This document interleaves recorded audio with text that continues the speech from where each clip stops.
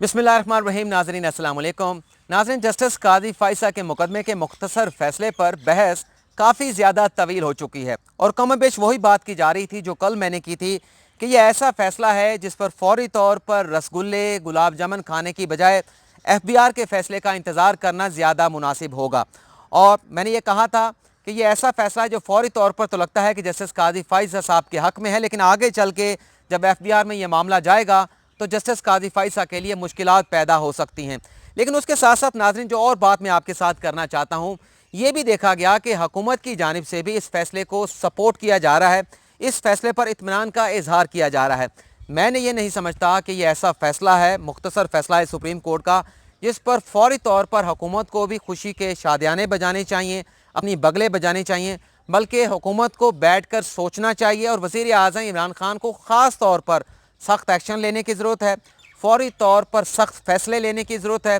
ये ना हो कि आगे चल के सख्त फैसले बर वक्त ना लेने पर वज़ीर आज़म इमरान खान और उनकी हुकूमत को मुश्किलात का सामना करना पड़े। और ये जो मामला FBI को भिजवाया गया है, ये रास्ता सुप्रीम कोर्ट ऑफ पाकिस्तान ने तजवीज़ किया, वज़ीर आज़म इमरान खान और सदर मुमलिकत ने उस पर लब्बैक कहा। और कमाल है जस्टिस उमरता बंदयाल की, जिनकी ज़ात के हवाले से वो कौन सा गलीज़ लफ्ज़ था जो इस्तेमाल नहीं किया गया, लेकिन उन्होंने मनसब की सीट पर जो बात की, जो कमिटमेंट की, जो कहा, वो उन्होंने पूरा करके दिखाया। क्या अल्फाज उन्होंने इस्तेमाल किए थे वो भी मैं आगे चल के आपको बताऊंगा, लेकिन उन्होंने मनी ट्रेल का जो क्वेश्चन था, जो हुकूमत की जानिब से सवाल उठाया गया था, उसे अनअटेंडेड नहीं जाने दिया।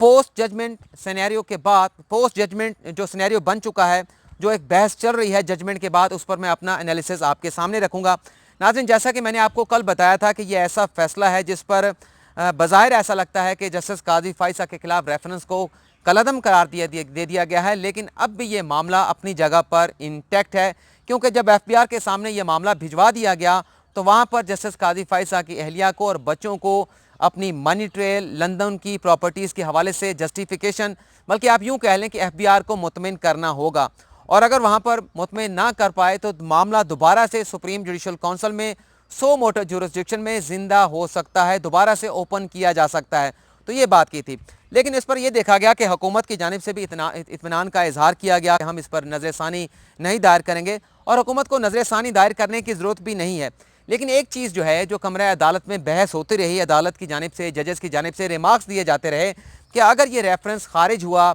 और ये साबित हुआ कि रेफरेंस बदनीयती की बुनियाद पर दायर किया गया है, ज़ाहिर सी बात है जो प्रेयर की गई थी जस्टिस काजी फ़ाइसा की जानिब से कि रेफरेंस बदनीयती की बुनियाद पर दायर किया गया है, इसे खारिज किया जाए, शोकास नोटिस को भी कलअदम करार दिया जाए, तो फैसला जस्टिस काजी फ़ाइसा के हक़ में आया और सदारती रेफरेंस कलअदम करार दे दिया गया। और जो जजेस कह रहे थे कि अगर रेफरेंस कलअदम करार दिया गया तो हुकूमत को भी, वज़ीर आज़म को भी, सदर मुमलिकत को भी संगीन नताइज का सामना करना पड़ेगा। और जस्टिस मकबूल बाकर ने तो ये भी कहा था कि माजी में भी अदालत इसी तरह के मुकदमे में जहाँ जासूसी की गई थी आला अदलिया के जजेस की, एक जमहूरी हुकूमत को अदालत ने बरतरफ कर दिया था। तो एक तो ये बात प्रूफ हो गई, जब अदालत ने रेफरेंस को कलअदम करार दिया तो रेफरेंस खारिज होने के बाद मुख्तसर फैसला आया, और मुख्तसर फैसले में अदालत ने सिर्फ जस्टिस काजी फ़ाइसा के मुकदमे के हवाले से चीज़ों पर डायरेक्शन दी है, लेकिन हुकूमत के हवाले से इस बात की पॉसिबिलिटी मौजूद है कि किसी किस्म की सख्त डायरेक्शन तफसीली फ़ैसले में हुकूमत के ख़िलाफ़ या एसेट रिकवरी यूनिट के ख़िलाफ़ आ सकती है। तो जब तक तफसीली फ़ैसला आता है तो ये एक ऐसा पीरियड है जहाँ पर वज़ीर आज़म इमरान खान को फ़ौरी तौर पर एक्शन लेने की ज़रूरत है, क्योंकि ये पहली मरतबा नहीं, दूसरी मरतबा वजारत कानून सुप्रीम कोर्ट ऑफ पाकिस्तान से नाकाम लौटी है। हम दूसरी मरतबा का पहले जिक्र करेंगे, क्योंकि यहाँ पर दिफा करना था वजारत कानून ने, और बैरिस्टर फ़रोग़ नसीम जो हुकूमत के मुकदमे का दिफा कर रहे थे, सदारती रेफरेंस का दिफा कर रहे थे, उस सदारती रेफरेंस का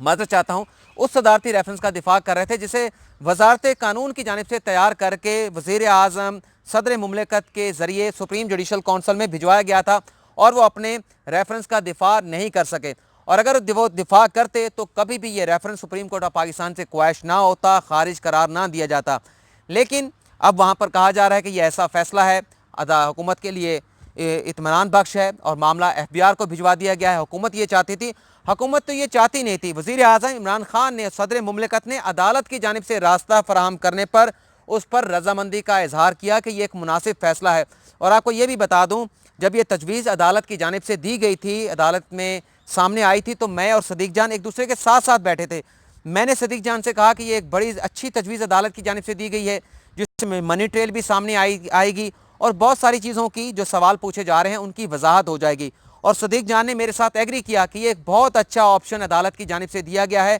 जिसे हुकूमत की जानिब से अवेल किया जाना चाहिए, वज़ीर आज़म इमरान खान की जानिब से अवेल किया जाना चाहिए। लेकिन हुकूमती वकील वो कंसेंट आने के बावजूद भी इसी मामले पर दलाइल देते रहे कि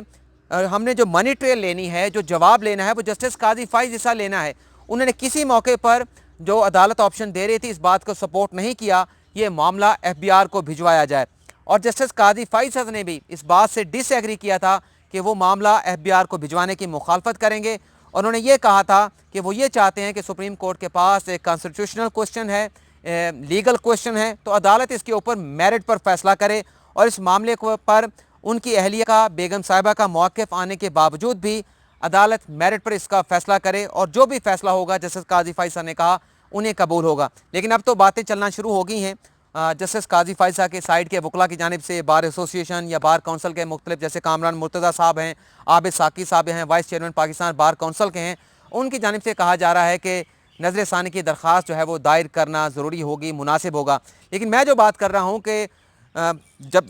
बजाय इसके कि तफसीली फ़ैसला आए, तफसीली फ़ैसला आने से पहले वज़ीर आज़म इमरान खान को फ़ौरी एक्शन लेने चाहिए, क्योंकि यहाँ पर भी वजारत कानून नाकाम हुई अपने रेफरेंस का दिफा करने में। और जब आर्मी चीफ का मुकदमा चल रहा था वहाँ पर भी वजारत कानून अपने नोटिफिकेशन के हवाले से जो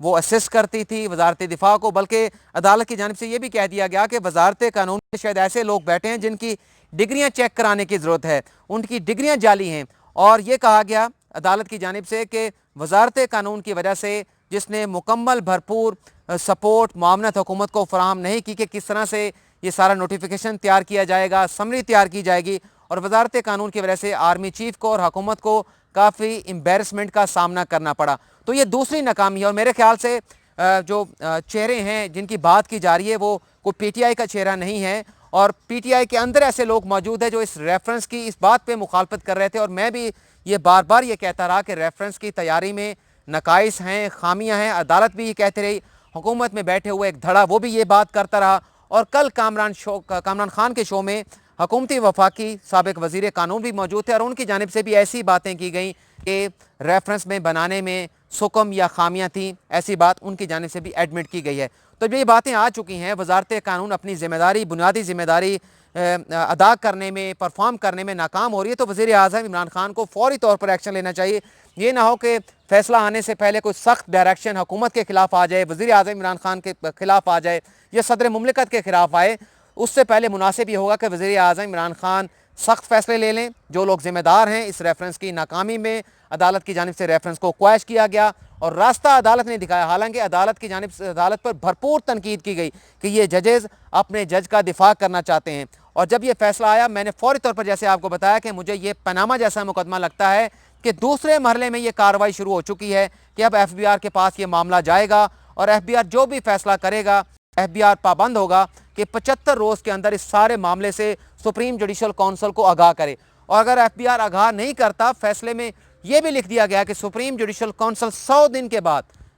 बाद FBI वजाहत देगा। लेकिन FBI अगर वजाहत नहीं देता तो सुप्रीम जुडिशल काउंसिल के चेयरमैन जो चीफ जस्टिस ऑफ पाकिस्तान होते हैं वो भी FBI से इस सारे मामले पर रिपोर्ट मांग सकते हैं कि ये जो मामला सुप्रीम कोर्ट के 10 रुकनी बेंच की जानिब से आपको भिजवाया गया था, इस पर क्या फैसला हुआ, ये ऊँट किस करवट बैठा, इस पर रिपोर्ट मांगी जा सकती है। तो आप कह सकते हैं कि किसी न किसी तरह से जो एक शोला है रेफरेंस का, वो सुप्रीम जुडिशल काउंसिल में रेफरेंस खारिज करने के बावजूद भी, वो सुप्रीम कोर्ट ऑफ पाकिस्तान के 10 रुकनी बेंच की जजमेंट के बावजूद वो शोला, वो अंगारा वहाँ पर पड़ा है जो किसी वक्त भी जो है दोबारा से सुलग सकता है। तो यही बातें